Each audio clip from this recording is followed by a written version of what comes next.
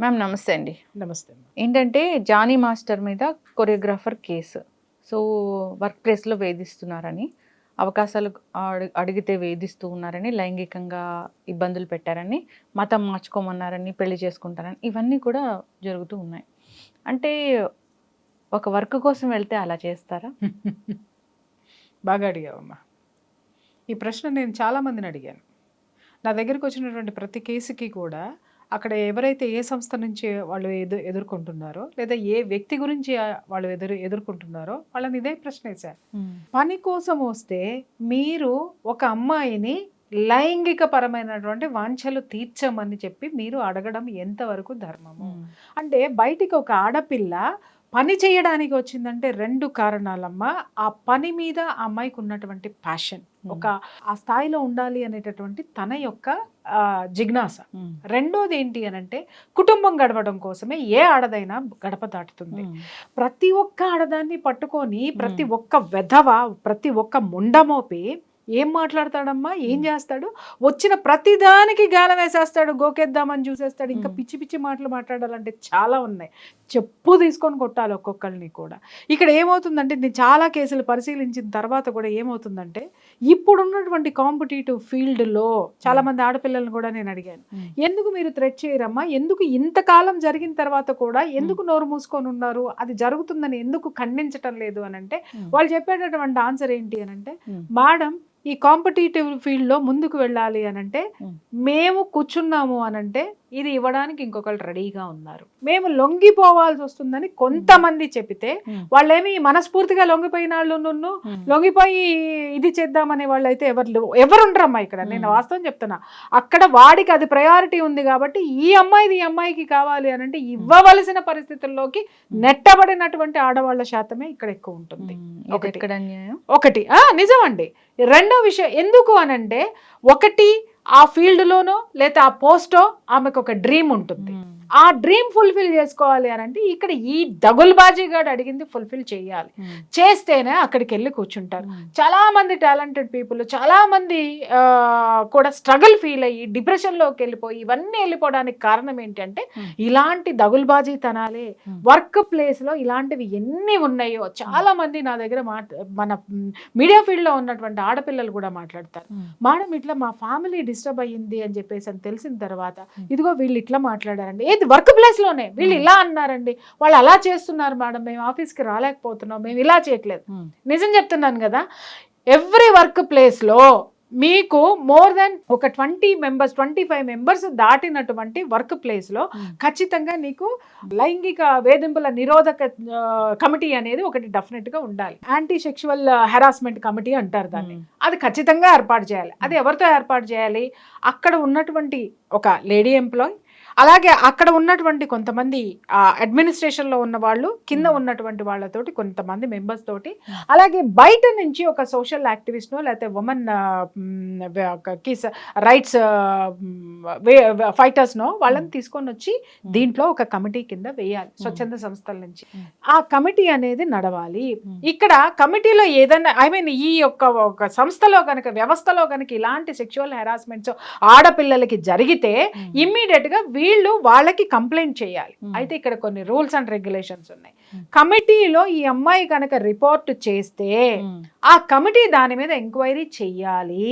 Committee అంటే ఊరికనే కూర్చుంటే అక్రాస్ ద టేబుల్ కూర్చొని మాట్లాడుకుని 4 ఛాయలు తాగడం కాదు. నీకే ఒపీనియన్ ఉంటే నువ్వు చెప్పడమో, నాకే ఒపీనియన్ ఉంటే నేను చెప్పడమో, లేకపోతే నీ విశ్లేషణ నేను, ఇది కాదు. ఇది జరిగిందా లేదా అనేటటువంటిది ఇండైరెక్ట్ గా వీళ్ళు ఇన్వెస్టిగేషన్ లోకి దిగాలి. ఇన్వెస్టిగేషన్ లోకి దిగిన తర్వాత ఆ దిగేటప్పుడు కూడా పలానా అమ్మాయి లేకపోతే పలానా ఇది అనేటటువంటిది బయటికి రానివ్వకూడదు. వస్తే గనక ఈ పేర్లు బయటికి వెల్లడైతే మాత్రం వీళ్ళు కూడా లోపలికి వెళ్తారు. ఓకే, అంత జాగ్రత్తగా ఇన్వెస్టిగేషన్ చేసి అది ప్రూవ్ అయిన నిమిషంలో ఇమ్మీడియట్ గా వాడిని ఉద్యోగంలో నుంచి పీకి పడేయాలి. ఇవాళ ఎన్ని చోట్ల ఈ యాంటీ సెక్షువల్ హెరాస్మెంట్ కమిటీస్ ఏ సంస్థల్లో ఉన్నాయో నాకు చెప్పండి. ఆడది గడప దాటితే బిక్కుమంట బతకాలి. చాలా మంది మాట్లాడుతూ ఉంటారు, పెద్ద మనుషులందరికీ వాళ్ళకి చెప్తున్నా, ఆడది గడప ఎందుకు దాటాలి అని. ఎందుకు దాటాలి అని అంటే, మరి ఈ రోజు నువ్వు పని చేసుకొని వచ్చి కుటుంబాన్ని పోషించేటటువంటి తరీకా నీకు లేదు. ఎందుకనంటే నీ బామ్మర్ది గారు కారు కొంటే నువ్వు ఇంకొక కారు కొనాలనుకుంటావు, నీ బామ్మర్ది గారు స్కూటర్ కొంటే నీకు కారు కావాలి, లేకపోతే నీ బామ్మర్ది గారు డబుల్ బెడ్రూమ్ ఫ్లాట్లో, నీ బావ డబుల్ బెడ్రూమ్ ఫ్లాట్లో ఉంటే నీ ఆవిడ త్రిబుల్ బెడ్రూమ్ కొనమంటది. ఇక్కడ ఏమవుతుంది, నీ జీతం కాక నీ కుటుంబాన్ని పోషించడానికి నీ యొక్క హంగులు ఆర్భాటాల్లోకి వెళ్ళిపోయి ఇద్దరూ ఉద్యోగం చెయ్యాల్సిందే. ఇవాళ పెళ్లి సంబంధాలు ఏదైనా సరే నువ్వు చూసుకోమ్మా, పెళ్లి సంబంధంలో ఉద్యోగం చెయ్యని ఆడపిల్ల మాకు కావాలని వచ్చే వాళ్ళు ఎవరున్నారు? ఎంత శాతం ఉందో చూడు, 0.5%. అర్థమైందా? ప్రతి ఒక్కళ్ళు ఆడపిల్ల ఉద్యోగం చేయాల్సిందే, ఎంత సంపాదిస్తుంది. ఇంకొకటి, ఇక్కడ చేసుకునేటటువంటి వాడు ప్రిపేర్ అయిపోతాడు ఏంటంటే, నాకు ఇన్ని ఈఎంఐలు కట్టాలి, నేను ఇన్ని కొనుక్కోవాలి కాబట్టి ఇంత జీతం వచ్చిన అమ్మాయినే చేసుకుంటా. ఎక్కడ? ప్రతి ఒక్క చోట నువ్వు ఆడదాన్ని డబ్బుతో కొలిసినప్పుడు, మరి ఈ ఆడది డబ్బు కోసం పరుగులు పెట్టేటటువంటి ఆ పరుగులో ఎన్ని మోకాళ్ళ దెబ్బలు తగులుతున్నాయో ఎవరికైనా తెలుసా? ఎన్ని దాన్ని ఏమంటారు, జారి పడుతున్నారో మీకు తెలుసా? ఎన్నిసార్లు పడకుండా శక్తికి మించినటువంటి పరుగులు ఈ ఆడవాళ్ళు పెడుతున్నారు ప్రపంచంలో. ఎంతమందికి తెలుసురా నాయన మీకు? ఇవాళ ఆడది బయటకు వచ్చేస్తుంటే నేను చాలా చూస్తాను కదా, ఎవరైనా యూట్యూబ్లో చక్కగా మాట్లాడినా, ఏదైనా ఒక మంచి పని చేసినా, ఏదైనా చక్కగా కూర్చుని ఏదైనా చేసినా కింద అసహ్యకరమైనటువంటి బూతులు పెడతారు. ఒరే, ఇంట్లో కూర్చుని తినేటటువంటి బలిసేటటువంటి ఆ వెసులుబాటు, ఆర్థికపరమైనటువంటి బలం ఏ ఆడదానికి ఉన్నా, ఏ ఆడది ఇట్లా బయటికి వచ్చి కూర్చొని మీతో బూతులు తిట్టించుకోదు. అండర్స్టాండ్? రెండవది, మనిషి అన్న తర్వాత ప్రతి ఒక్కళ్ళకి కూడా ఒక ఆశయం అనేది ఉంటుంది జీవితంలో, ఒక స్థాయిని, ఒక స్థానాన్ని అందుకోవాలని. ఆడది ఎందుకమ్మా తీసివేయబడుతుంది? ఆడది ఎందుకమ్మా చిన్న చూపు చూడబడుతుంది? శక్తి లేదా? అరే, ఈ విశ్వం మొత్తం ఒక శక్తితో పుట్టిందమ్మా. ఆ శక్తి స్వరూపమే ఆడది. ఆ శక్తిలో ఉన్నటువంటి దాని నుంచి వచ్చినటువంటి అంశే ఈ ఆడది. వాళ్ళ దగుల్బాజీ పరిస్థితి ఏంటంటే, ఆ శక్తి కూడా ఒక జుగుప్సాకరమైనటువంటి ఒక స్వార్థపరుడికి, ఒక అహంభావికి, ఒక పురుషుడు అనేటటువంటి ఒక దరిద్రానికి లొంగిపోవాల్సి వస్తుంది అని అంటే, ఆడపిల్లలు తమ శక్తిని కోల్పోతున్నారేమో, మర్చిపోతున్నారేమో అనిపిస్తుంది. అవును, ఇక్కడ జనరల్గా చూస్తే నార్మల్గా ఫ్యామిలీ నుంచి వచ్చి అంత గొప్ప డ్యాన్స్ మాస్టర్ అయిన జానీ మాస్టర్నే చూస్తే, నార్మల్ ఫ్యామిలీ నుంచి ఎటువంటి బ్యాక్గ్రౌండ్ లేకుండా వచ్చారు. అలాంటప్పుడు ఈ అమ్మాయి ఎటువంటి బ్యాక్గ్రౌండ్ లేకుండా వచ్చి ఎదగలేరా? ఇలాంటి కమిట్మెంట్స్ అంటే మీకు ఇక్కడ అర్థం కాలేదమ్మా. ఆ అమ్మాయి ఎదిగే ప్రయత్నంలోనే ఇవన్నీ జరిగాయి. జానీ మాస్టర్ ఎలా ఎదిగాడు అనే చరిత్ర, జానీ మాస్టర్ తోటి ఉన్నటువంటి ఫ్రెండ్స్, చిన్నప్పటి నుంచి ఉన్నటువంటి వాళ్ళని అడిగితే వాళ్ళు చెప్తారు ఎన్ని కష్టాలు పడ్డాడో, ఎన్ని ఇది చేశాడో, లేకపోతే ఎవరి కాళ్ళు పట్టుకున్నాడో, లేకపోతే ఎవరి కాలర్ పట్టుకున్నాడు అనేటటువంటిది వాళ్ళు చెప్తారు. ఇక్కడ జానీ మాస్టర్ యొక్క జీవితం అనేది అప్రస్తుతం. ఇక్కడ మనము బయట లైమ్ లైట్ లోకి వచ్చింది ఆ ఆడపిల్ల. ఆ ఆడపిల్ల కూడా ఇలాగే జానీ మాస్టర్ ని ఒక దీని కింద తీసుకొని, ఒక మోడల్ కింద తీసుకొని, నేను కూడా ఈయనలాగా గొప్పదాన్ని అవ్వాలని అతన్ని ఐడియల్ గా తీసుకుందో, లేకపోతే మరి ఇంకెవరినైనా తీసుకొని ఇండస్ట్రీలోకి వచ్చి ఇతని దగ్గర జాయిన్ అయిందో, అది మొత్తానికి జరిగింది. అది జరిగినప్పుడు ఆమెకి కూడా అదే కళ ఉంది, నేను కూడా ఈ స్థాయి రావాలి. ఇవాళ నేను అడుగుతున్నాను, లేడీ డాన్సర్స్ లేకుండా ఇవాళ మనకి ఇంత గొప్ప ఎంటర్టైన్మెంట్ ఇచ్చేటటువంటి ఫిల్మ్ ఇండస్ట్రీలో ఈ హీరోలు, హీరోయిన్లు, ఈ లేడీ డాన్సర్స్ అనేటటువంటి వాళ్ళు రాకపోతే, వాళ్ళ టాలెంట్ ని ప్రూవ్ చేసుకోలేకపోతే, ఇవాళ మనకి ఇంత అందమైనటువంటి పిక్చర్ మనకి ఎక్కడ వచ్చేదమ్మా చెప్పండి? దాని వెనుక ఈ ఆడపిల్లలు, లేడీ డాన్సర్స్ కృషి ఎంత ఉంది.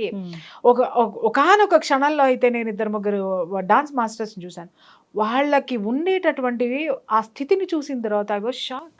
వాళ్ళు తమలో ఉన్నటువంటి ఆడతనాన్ని కూడా మరిచిపోయి వాళ్ళని వాళ్ళు కాపాడుకుంటానికి మగాళ్ళకి మించినటువంటి ఎనర్జీతో పనిచేస్తారు. అవును, వాళ్ళు మర్చిపోతారు మేము ఆడవాళ్ళమని. ఎందుకంటే ఆ ఫెమినిటీ ఉంది అని అంటే ఒక్కొక్కడు ఆడేసుకుంటాడు, వాడేసుకుంటాడు. దాన్ని మించి నిలదొక్కుని కసితోటి పని చేసేటటువంటి కొరియోగ్రాఫర్ నేను చూసాను. నాకు నిజంగా one side of the coin చాలా గర్వం వాళ్ళని చూస్తే, other side of the coin బాధ. ఎందుకంటే వీళ్ళు తమలో ఉన్నటువంటి ఆ స్త్రీతత్వాన్ని అణిచేసుకొని, ఆ స్థితిని అణిచేసుకొని, ఈ దగుల్బాజీల్ని ఎదుర్కోవడానికి ఇలా మారిపోవాల్సినటువంటి పరిస్థితుల్ని తీసుకొచ్చినటువంటి ఈ దరిద్రుల్ని చెప్పుతో కొట్టాలనిపిస్తుంది అమ్మ. ఆడది ఆడదానిలాగా ఉండి పని చేయలేదా అంటే వీడికి మించినటువంటి ఎనర్జీలోకి వెళ్ళిపోయి ఆ శక్తిలోకి వెళ్ళిపోయి అరే నేను ఆడదాన్నే కాదరా అనేటటువంటి స్థితి తీసుకొస్తే గానీ ఈ మగాడు మాట అనడం. ఎందుకంటే అరే బాబు దాంతో పెట్టుకోద్దరా ఎందుకు వచ్చిన గోల, అరే నాయన ఎందుకు వచ్చినమ్మా అదే రోడ్డు మీదకి ఏడుస్తుంది అంటే వీడి కంటే ఎనర్జీలోకి వెళ్తే తప్ప వీడు అణిగి ఉండడు. ఇక్కడ అమ్మాయి పరిస్థితి కూడా 15 సంవత్సరాలు, అప్పుడు ఇప్పుడు అందరూ అడుగుతున్నారు అమ్మాయికి 22 సంవత్సరాలు, ఇది జరిగి 5 సంవత్సరాలు అయింది. చాలా మంది ఆడవాళ్ళు మాట్లాడుతున్నారు, మహిళామణులమ్మ నమస్కారం, ఆ రోజే పెట్టచ్చు కదా, ఈ రోజు వరకు ఎందుకు పెట్టలేదు అని అంటే అమ్మా మేధావుల్లారా ఇక్కడ 2 విషయాలు. ఒకటి ఇది ఈ విషయం కనుక జరిగి ఉంటే అత్యాచారం అనేటటువంటిది నిజమై ఉంటే పాయింట్స్ మాట్లాడుతున్నాను నేను. ఆ అమ్మాయి అప్పుడు కేసు పెట్టడానికి షీ వాజ్ మైనర్. అర్థమైందా? ఎవరితోనైనా సరే ఇలాగే ఉండాలి. మనకు బయట వాడు పెద్ద సెలబ్రిటీ, కానీ ఒకసారి మీరు సెట్ లోకి వెళ్ళి చూడండి, పాపం వాళ్ళ కష్టాలు వాళ్ళకు ఉంటాయి, ఒక్క కష్టాలు ఒక్క పాటలే ఉంటాయి. ఇట్లాగే నిలబడి ఉండాలి, ఇలాగే చేతులు కట్టుకొని కూర్చొని ఉండాలి. అంటే ఆ ప్రాపకాన్ని సంపాదిస్తే తప్ప, వాడికి ఊడిగం చేస్తే తప్ప, అందరినీ అనట్లేదు అన్నీ అనట్లేదు తప్ప వీళ్ళు నిలబడలేనటువంటి పరిస్థితి. అటువంటి వాళ్ళు ఈ అమ్మాయికి ఏ విధమైనటువంటి సపోర్ట్ ఇస్తారు? ఈ అమ్మాయికి సపోర్ట్ ఇచ్చారు అని తెలిస్తే వాళ్ళకి ఇండస్ట్రీలో వేషాలు వస్తాయా? ఎందుకంటే అవతల ఉన్నవాడు వీళ్ళకంటే బలమైనటువంటి వాడు. కాబట్టి ఇంకొక విషయము, అసలు అమ్మాయికి పోలీస్ స్టేషన్కి వెళ్ళి కంప్లైంట్ ఇచ్చేటటువంటి ధైర్యం ఉంటుందా? మీరు అనొచ్చు ఇలాంటివి జరిగితే ఇంటికి వెళ్ళిపోవచ్చు కదండి. ఎందుకు వెళ్ళాలి అని అడుగుతాను నేను. ఎదిరించి ఎందుకు నిలబడద్దు? ఆ అమ్మాయి వచ్చినది సాధించాలి అని అంటే వెనక్కి తిరిగి వెళ్ళిపోతే వాళ్ళ ఇండస్ట్రీలో ఒక్క ఆడ కొరియోగ్రాఫర్ కూడా, మహిళా కొరియోగ్రాఫర్ ఉండదు, ఒక లేడీ కూడా ఉండదు. అది లేకుండా మీరు చేయగలుగుతారా? చాలా మందిని చూశాను అక్కడ. ఏంటి అని అంటే ఒక్కొక్క ఆడపిల్లలు కూడా స్మోక్ చేస్తూ ఉంటారు, కొంతమంది స్మోక్ చేస్తూ ఉంటారు, మందు కొడుతూ ఉంటారు, ఇవన్నీ చేస్తూ ఉంటారు. ఒకప్పుడు నాకు మనసులో అవన్నీ చూస్తే ఒక ఫీల్ వచ్చేది, అయ్యో ఎందుకు వీళ్ళు ఇలా చేస్తున్నారు అని. కానీ అక్కడ ఉన్న చరిత్రలు విన్న తర్వాత, ఇందాక నేను చెప్పాను చూడమ్మా, వీళ్ళకి మించినటువంటి ఎనర్జీ తోటి వెళ్తే తప్ప ఈ వెధవల మాట వినరమ్మా. కానీ ఇక్కడ విచారించదగ్గ విషయం ఏంటంటే, సిగ్గుతో తలదించుకోవాల్సినటువంటి విషయం ఏంటంటే, అక్కడ ఉన్నటువంటి పురుషాధిక్యత ఎనర్జీ మీ స్త్రీలను వచ్చినప్పుడు మీరు ఎలాంటి గౌరవాన్ని మీ ఇండస్ట్రీలో ఇస్తున్నారే? కళామ తల్లి ఇంకేదో అబ్బా ఏమన్నా మాట్లాడతారు అబ్బా. ఒక్కొక్కళ్ళు గుండెనిలా పిండేసి దానికి మళ్ళీ ఇది అద్ది దాన్ని ఒక పూలహారం చేసి జనాల మెడలో, వాళ్ళ గుండెని జనాల మెడలో వేసేస్తారు. ఓకే, వేసేయంగానే వాళ్ళ గుండె మా దగ్గర ఉందని చెప్పేసి అని ఫీల్ అవుతూ ఉంటారు. కానీ ఆ గుండెలో ఆడదానికి ప్లేస్ ఎక్కడుంది?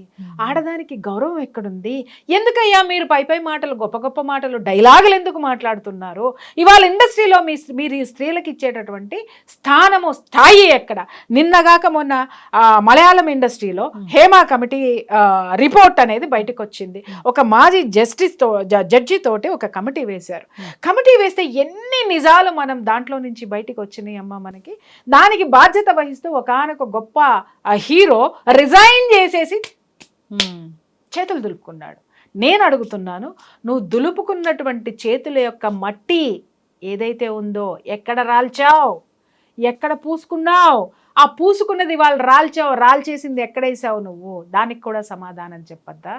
ఇవాళ సింపుల్గా నువ్వు రిజైన్ చేసావు, నీ ఆధ్వర్యంలోనే ఇవన్నీ జరిగాయి.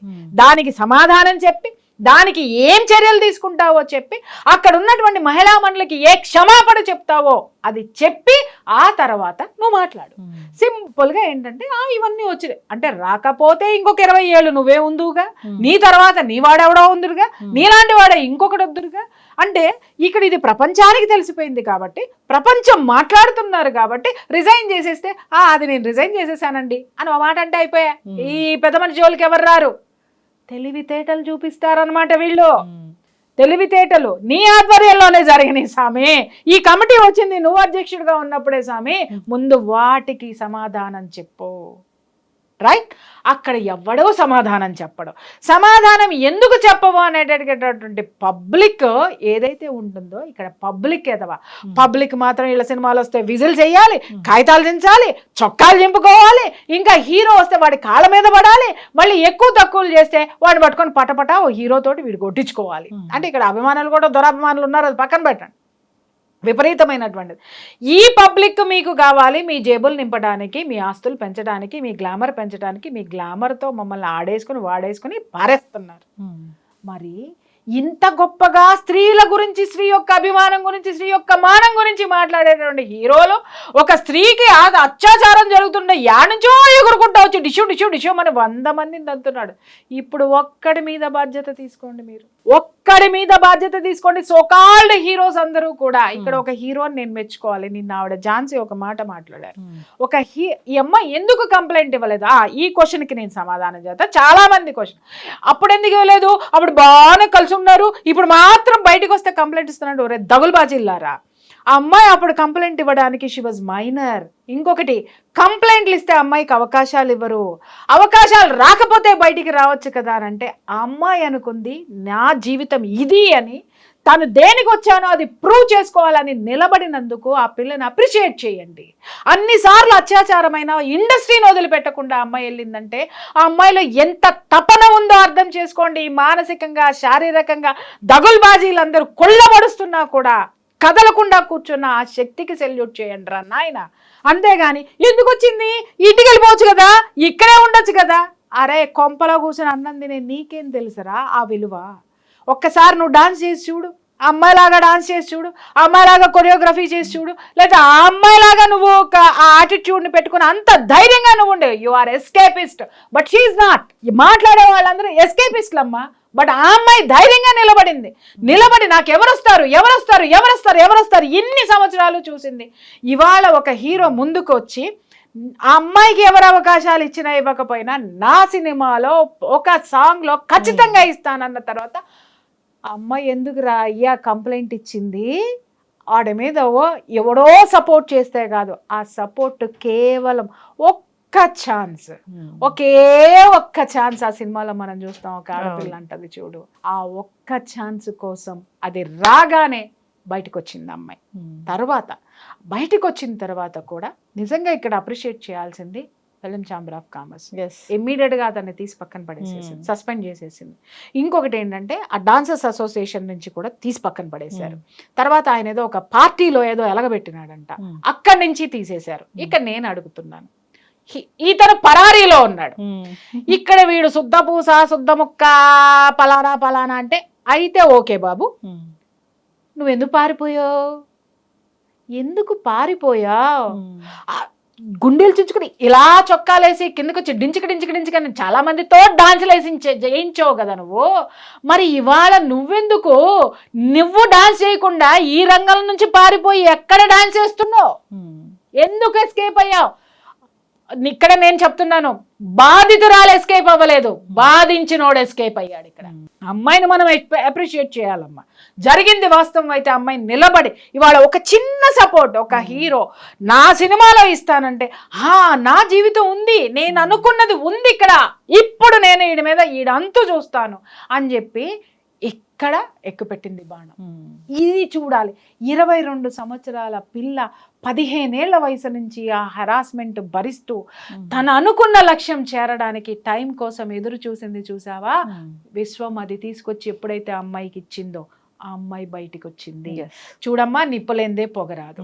ఆ అమ్మాయి విషయము నిజం కాకపోతే ఇన్నిటిల్లో నుంచి అతన్ని ఎందుకు తీసేస్తారు? నిన్నగాక మనం ఇంకొక కేసు చూసాం, డ్రగ్స్ కేసు. కార్డు వెనక్కి వచ్చింది, అయ్యి వెనక్కి వచ్చినాయి, ఈ వెనక్కి వచ్చినాయి, అన్ని వెనక్కి వచ్చినాయి, కానీ ఎఫ్ఐఆర్ కాపీ బయట రాలా. ఇలా బ్లఫ్ చేసేటటువంటి వాళ్ళు మన దగ్గర ఉన్నారు, కానీ ఇలా బాధించినటువంటి వాళ్ళ ఎస్కేపిస్టులు కూడా ఇక్కడే ఉన్నారు. జరుగుతాయి జీవితంలో, పొరపాట్లు జరుగుతాయి, కానీ దౌర్జన్యాలు జరగకూడదు. కానీ ఏమంటారు దాన్ని, బ్లఫ్ జరగకూడదు. నువ్వు వాస్తవాన్ని వాస్తవంగా అంగీకరించు. సాగినంతకాలం నా అంతవాడు లేడందరూ, సాగకపోతే ఇలా పారిపోదురు. పారిపోయినాడు. నువ్వు చెయ్యనప్పుడు నువ్వు నేషనల్ అవార్డు తీసుకున్న కొరియోగ్రాఫర్వి, నువ్వు బాలీవుడ్ కొరియోగ్రాఫర్, బాలీవుడ్లో కూడా నీకుంది. అంత స్టామినా ఉన్నప్పుడు నేను చెయ్యలేదు అని మరి ఒక్క ఆడపిల్ల కేసు పెట్టంగానే ఎందుకు పారిపోయావు నువ్వు? ఇక్కడ ఏంటంటే చెప్తున్నారు ఇంకా వాళ్ళ వైఫ్ కూడా సపోర్ట్ చేస్తారని. వస్తాయి, అది ఇంకా మనకి బయటికి రాలేదు కాబట్టి నేను దాని గురించి మాట్లాడినమ్మా. నాకు దాని గురించి కరెక్ట్ ఇన్ఫర్మేషన్ రాలా. ఇదే వాస్తవం అయితే ఆ అమ్మాయి కనుక హింసించి ఉన్నట్టయితే ఆ అమ్మాయిని కూడా నేను వదిలిపెట్టను, ఖచ్చితంగా వదిలిపెట్టను. ఎందుకనంటే ఒక ఆడపిల్లని హింస పెట్టినటువంటి ఇది ఇప్పుడు మాట్లాడను, నేను చెప్తున్నాను కదా, అది కన్ఫర్మేషన్ రానివ్వండి, అప్పుడు మాట్లాడు. ఆడపిల్లని ఆడపిల్లలాగా ఆ విధంగా చూసి ఈ విధంగా చేయడం అనేది ఎంత బాధాకరమైన విషయమో. నిజంగా ఇలాంటి ప్రొఫెషన్స్ లోకి రావాలంటే చాలా మంది కూడా భయపడతారు, భయపడతారు, భయపడుతూనే ఉంటారు.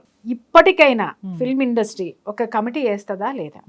లేదా కమిటీలు ఉన్నాయి, కమిటీలు నిజంగా పనిచేస్తే, కమిటీలు నిజంగా వీళ్ళకి గనక ధైర్యం ఇచ్చి ఉన్నట్టయితే 6 సంవత్సరాలుగా అమ్మాయి మీద అత్యాచారం ఎలా జరుగుతుంది అంటే మీరు పనికి మాలినాళ్ళ, పని చేయనాళ్ళ అనేటటువంటి ఉద్దేశాన్ని మీరు ఇవ్వదలుచుకుంటే కమిటీ అసలు ఎక్కడుందనేది ఇవాళ బయటకు వచ్చింది. ఈ లోపు ఏమీ జరగలేదా అమ్మా? చాలా రిపోర్ట్స్ నా దగ్గరకు వస్తున్నాయి, ఫిల్మ్ ఇండస్ట్రీలో ఎవరెవరు ఏం చేస్తున్నారు అనేది నా దగ్గరకు వచ్చి మొరపెట్టుకునే వాళ్ళు చాలా మంది ఉన్నారు. అవన్నీ కూడా బయటకి ఇస్తా కావాలి అనంటే. కమిటీ ఎక్కడ పనిచేస్తుంది? కానీ ఇవాళ పనిచేసింది, ఈరోజు పని చేసింది. దయచేసి ఇప్పుడు దుమ్ము దులిపారు, బూజు దులిపారు కాబట్టి ఇక నుంచి నీట్గా పెట్టండి దీన్ని. ఖచ్చితంగా వచ్చి కూర్చొని వాళ్ళ సమస్యలు పరిష్కరించుకొని వెళ్తారు. దయచేసి దీనికి తాళం వేయకండి, ఓపెన్ చేయండి. ఓపెన్ ద డోర్స్, ఓపెన్ చేస్తే ఆడపిల్లలు సురక్షితంగా రక్షించబడతారు. ఇప్పుడు ఒక్క విషయం అమ్మ, చాలామంది మాట్లాడతారు మ్యూచువల్ అండర్స్టాండింగ్తో ఏమన్నా చేసుకోండి అని. నేను అడుగుతాను, అరే మ్యూచువల్ అండర్స్టాండింగ్ అనే పదం ఇక్కడ ఎందుకు మాట్లాడతారు? దౌర్జన్యాల దగ్గరకు వచ్చినప్పుడు మ్యూచువల్ అండర్స్టాండింగ్ అనే పదాన్ని ఎందుకు తీసుకొస్తారు? దౌర్జన్యాన్ని దౌర్జన్యంగా మాట్లాడండి. ఇవాళ 25 ఏళ్ళు కాపురం చేసిన భార్య కూడా 25 ఏళ్ల తర్వాత విడాకులకి ఎందుకు వెళ్తుందమ్మా? ఎందుకో చెప్పమంటావా? ఇవాళ మారతాడు, రేపు మారతాడు, పిల్లలు పుడితే మారతాడు, పెళ్ళిళ్ళు అయితే మారతాడు, లేకపోతే మనవాళ్ళు ఆడు మారడు, మనం మారాల్సిందే. అలాగే మగాడు, ఇలాంటి మగాళ్ళ తత్వాలు మారవమ్మా, మీరు మారాలి, వ్యవస్థలు మారాలి. వ్యవస్థల్లో ఉన్నటువంటి యాంటీ సెక్షువల్ హెరాస్మెంట్ కమిటీస్ పనిచేయాలి, కమిటీస్ నిజాయితీగా పనిచేయాలి. ఇలాంటి వాళ్ళని ఉంటే నిజం చెప్తున్నాను తల్లి, ఆడపిల్లలు చాలా భద్రతగా, చాలా హ్యాపీగా, చాలా వండర్గా పనిచేస్తారు. ఖచ్చితంగా మ్యామ్, చాలా చక్కగా చెప్పారు. సో ధైర్యంగా ముందుకొచ్చి ఒక ప్రాబ్లం గురించి చెప్తే, సో అది ప్రాబ్లం ఏంటి అనేది ఖచ్చితంగా దాన్ని రహస్యంగా ఉంచి దానికోసం ఎంక్వైరీ చేసి బాధితుల్ని కాపాడాలని కోరుకున్నాము. సో ఈ కంప్లైంట్ చేస్తే నాకు ఛాన్సులు రాకుండా చేస్తారేమోనన్న భయం ఉంది చూసారా, ఆ పాప భయపడింది, నాకు చాలా బాధేసింది. భయపడే 6 సంవత్సరాల నరకం అనుభవించింది తల్లి. ఇవాళ ఒక్కళ్ళు ముందుకొచ్చారు, అమ్మాయి ఎంత పెద్ద సమస్య నుంచి బయటపడింది. అలాగే ఇంకెంతమందికి ధైర్యం వచ్చి ఎదిరించగలిగేటటువంటి సిచ్యువేషన్లో ఆ ఒక్క హీరో ఇవాళ అమ్మాయి ఒక్కదాన్నే కాపాడలా, చాలా మంది ఆడపిల్లల్లో ధైర్యం నింపాడు. ఎస్, ఖచ్చితంగా మ్యామ్, చాలా చక్కగా చెప్పారు. సో ఎవరైనా ఇబ్బంది పడుతున్న వాళ్ళు ఇంకా ఉంటే కనుక ఉంటే కనుక ధైర్యంగా వచ్చి వాళ్ళ మీద కేసు పెట్టాలని కోరుకున్నాము, కంప్లైంట్స్ చేయాలని కోరుకున్నాము. అందరూ కూడా హ్యాపీగా ఉండాలి వర్క్ ప్లేస్లో. అదే హెల్దీ అట్మాస్ఫియర్, హెల్దీగా ఉంటేనే అవుట్పుట్ అనేది కరెక్ట్గా వస్తుంది. చక్కటి ఇన్ఫర్మేషన్ అండి, ధన్యవాదాలు. Thank you.